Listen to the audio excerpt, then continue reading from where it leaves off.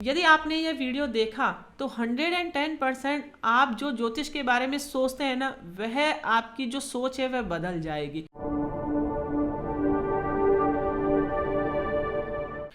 नमस्कार दोस्तों, मैं सीमा नमन मेरे इस YouTube चैनल में आपका बहुत बहुत स्वागत करती हूँ। हम पिछले वीडियोस हमारे चलते आ रहे हैं। यदि आपने देखा होगा तो हमारी चर्चा चल रही है कि धन आप कहाँ से प्राप्त करें। सबसे बड़ी प्रॉब्लम होती है जहाँ तक ये जान ही नहीं पाता है कि उसको अपने जीवन में इनकम सोर्स कहाँ पर जनरेट करना है, कहाँ से उसका धन की प्राप्ति होगी।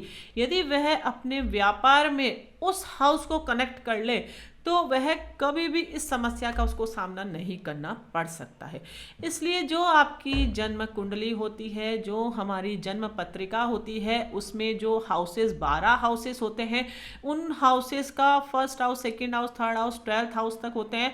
उन हाउसेस का हर एक हाउस का कुछ ना कुछ आपको देने के लिए भगवान ने बनाया है, लेकिन हम इस चीज को नहीं जान पाते हैं। हम हमारा दिमाग लगाते हैं और हम विपरीत दिशा की तरफ हमारा एफर्ट करने लग जाते हैं। विपरीत दिशा की तरफ हम हमारे जीवन की जो मेहनत है वो करते हैं, फिर हमें सक्सेस नहीं प्राप्त होती है।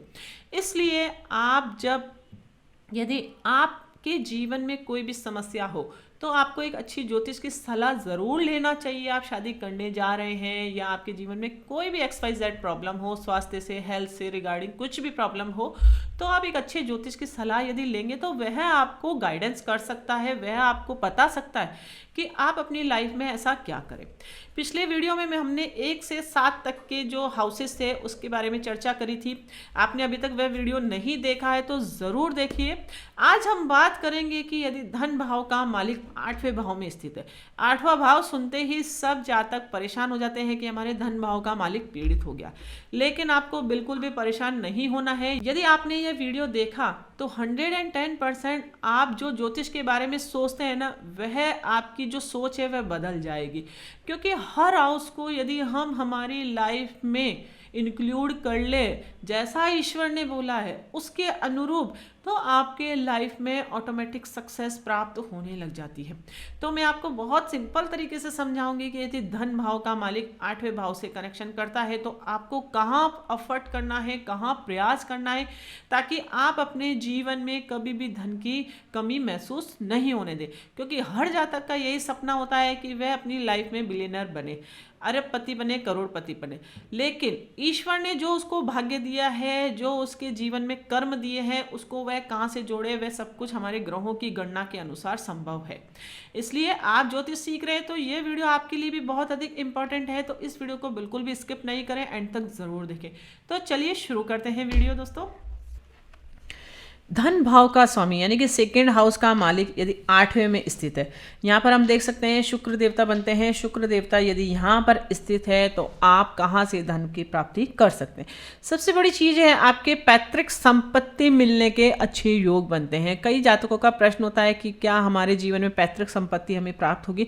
यदि आपकी कुंडली में ऐसा योग है तो आपको पैतृक संपत्ति अवश्य मिलेगी, अर्थात पैतृक संपत्ति से आपको धन की प्राप्ति होगी।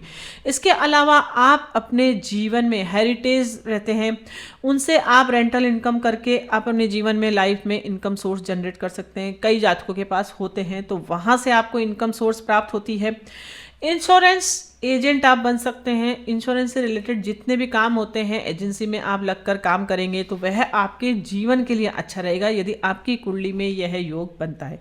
टैक्स से रिलेटेड काम आप कर सकते हैं। जितने भी टैक्स हम देते हैं उनसे रिलेटेड, कंसल्टेंसी से रिलेटेड आप काम कर सकते हैं। किसी भी रिसर्च फील्ड में जुड़कर आप काम कर सकते हैं, अर्थात एक अच्छे साइंटिस्ट आप बन सकते हैं। PhD करके एज अ प्रोफेसर आप बन सकते हैं। तो साइंटिस्ट रिसर्च सेंटर से जुड़कर आप काम करेंगे तो वह बहुत अधिक अच्छा रहेगा। जितना अधिक आप स्पिरिचुअलिटी से जुड़ेंगे आपके जीवन में धन आगमन के अच्छे स्रोत खुलेंगे। अचानक धन प्राप्ति के भी आपके अच्छे योग बनते हैं। यह कुंडली में यदि धन है आपके तो आपको गुप्त धन की प्राप्ति होती है। कई बार ऐसा प्रश्न होता है कि क्या हमें लॉटरी लगेगा, क्या हम हमारे जीवन में कुछ इनाम या कुछ अचानक हमें धन की प्राप्ति होगी। अगर ऐसे योग है तो आपको कुछ ऐसा इनाम मिल सकता है या कुछ ऐसे आपकी लॉटरी खुल सकती है या आपको कुछ अचानक ऐसा धन प्राप्त हो सकता है जिसके लिए आपने मेहनत नहीं करी है। तो यह आपकी कुंडली में यदि ऐसा योग है तो आप वहाँ से भी धन की प्राप्ति कर सकते हैं। अब बात आती है करियर के लिए। भाई ये तो हो गया भाई कहाँ से आप धन प्राप्त कर सकते हैं। अब बात आती है कौन सा ऐसा करियर चुने ताकि हम इस हाउस से रिलेटेड धन की प्राप्ति कर सकें, क्योंकि 8वां हाउस हम भली बातें जानते हैं अच्छा नहीं मानते। यदि आप इंजीनियरिंग क्षेत्र से जुड़े हुए हैं, इंजीनियरिंग फील्ड से जुड़े हुए हैं, तो यह बहुत अच्छा कॉम्बिनेशन है आपके लिए, क्योंकि 8वां भाव इंजीनियरिंग क्षेत्र को प्रेजेंट करता है। आप किसी भी प्रकार के इंजीनियर हैं तो आप एक अच्छा धन अर्जित कर सकते हैं। आपकी कुंडली में ऐसा योग है, भाई सेकेंड हाउस का मालिक 8वें भाव में स्थित है, तो आप इंजीनियरिंग सेक्टर चुने अपनी लाइफ में निसंकोच होकर। फैक्ट्री वर्क आप कर सकते हैं, फैक्ट्री का प्रोडक्शन काम कर सकते हैं, अर्थात फैक्ट्री में जितने भी काम होते हैं एज अ प्रोडक्शन के रूप में कोई भी सामान आपका बनता है। अब क्या सामान आपको बनाना है वह आपके 10th भाव पर डिपेंड करता है, वह आगे की चीज़ें हैं, लेकिन आप इस चीज़ को समझ लीजिए कि आपका धन यहीं से आएगा, उस चीज़ को आपको फिर जोड़ना है। तो फैक्ट्री प्रोडक्शन कर सकते हैं और गुप्त धन आपको प्राप्त कर सकते हैं। अनैतिक तरीके से धन अर्जित आप कर सकते हैं। इसमें कई बार ऐसा होता है कि हम गैम्बलिंग से पैसा कमाते हैं, वह भी ये वाला क्षेत्र है। तो आप सामने वाले को यदि ऐसा योग है तो आप सामने वाले से पूछ सकते हैं, उसके पास बैंक बैलेंस तो कम होगा लेकिन कैश अमाउंट आप उसके पास बहुत अधिक होगा, तो क्योंकि वह अनैतिक तरीके से उसने धन अर्जित किया, क्योंकि उसकी कुंडली में ऐसा है गुप्त धन जिसको हम कहते हैं, यानी कि लोगों के सामने वो धन शो नहीं है लेकिन उसके पास एक्चुअल में वह धन है एज अ कैश के रूप में। तो वह भी धन आप अर्जित कर सकते हैं, इस कुंडली में है, लेकिन वह हमारे नैतिकता के खिलाफ है, इसलिए उसको आप अवॉइड करें तो ज़्यादा अच्छा रहेगा। और इन चीज़ों से रिलेटेड जुड़कर आप काम करते हैं तो बहुत अधिक अच्छा रहेगा। ज्योतिष के माध्यम से आप धन अर्जित कर सकते हैं, क्योंकि 8वां भाव हमारा ज्योतिष विद्या का भाव माना जाता है। यदि 5वें हाउस से आपके 10th भाव का कनेक्शन है तो आप एक अच्छे ज्योतिष बनकर भी एज अ प्रोफेशन के रूप में आप धन अर्जित कर सकते हैं। ये सब चीज़ें हो गई। अब बात आती है उपाय की। तो उपाय के लिए सबसे अच्छी चीज़ है कि आप अपना टैक्स समय पर पे करें, अर्थात उसमें यदि आपने कोई जालसाजी करी, उसको बचाया, आपकी कुंडली में ऐसा योग है तो आप स्वयं अपने धन को कम करेंगे, उनके सोर्सेज जो होते हैं वह कम हो जाएंगे। धीरे धीरे आप जो उतना काम करते हैं उतना धन आप नहीं प्राप्त कर पाएंगे। तो यह बहुत इम्पॉर्टेंट चीज़ है, समय पर टैक्स को पे आपको करना है, इस चीज़ का ध्यान रखना है। अब ये हाउस हम भली भांति जानते हैं, ससुराल का घर मानते हैं इसे। तो ससुराल से आपके जितने भी रिश्ते हैं उनसे आपको रिश्ता अच्छा रखना है, अर्थात पति है तो पत्नी के जितने भी ससुराल पक्ष के रिश्तेदार हैं उनसे आपको संबंध अच्छे रखने, और पत्नी है तो पति के जितने भी रिश्तेदार हैं उनसे आपको रिश्तेदारी अच्छी रखनी है, अर्थात मेल जोल आपको अच्छा रखना है।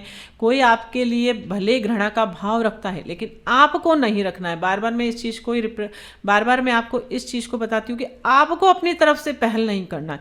यदि आप इस चीज़ को पहल करेंगे, रिश्ते आप बिगाड़ेंगे तो आप अपने स्वयं के धन को कम करेंगे। तो इस चीज़ का ध्यान आपको विशेषकर रखना है कि ससुराल पक्ष से आपको अपने संबंध अच्छे रखने। ये भाग्य भाव का व्यय है, तो पिता की मृत्यु के बाद आपकी इनकम सोर्स कम हो जाते हैं, इस चीज़ को आप नोटिस करते हैं। तो पिता के जितने भी समान तुल्य जातक हैं उनका मान सम्मान आप अवश्य करते रहिए, उनकी मदद अब आप अवश्य करते रहिए, तो आपके जीवन के लिए वह बहुत अधिक अच्छा रहेगा। दोस्तों उपाय तो हमको करने ही हैं ग्रह के अनुसार, और प्लस उनके अनुसार यह उपाय भी आप ज़रूर फॉलो करेंगे तो आप अपने जीवन में कभी भी आर्थिक समस्या का सामना आपको नहीं करना पड़ेगा। आई होप आपको ये वीडियो बहुत अधिक अच्छा लगा होगा। वीडियो अच्छा लगे तो इसे आप ज़्यादा से ज़्यादा लाइक करें, दूसरों के साथ शेयर ज़रूर करें, मेरे इस चैनल को ज़रूर आप फॉलो करें ताकि एस्ट्रोलॉजी से रिलेटेड महत्वपूर्ण जानकारियाँ आप प्राप्त कर सकें जल्द से जल्द। दोस्तों तो मिलते हैं नेक्स्ट वीडियो में, तब तक के लिए thank you and bye bye.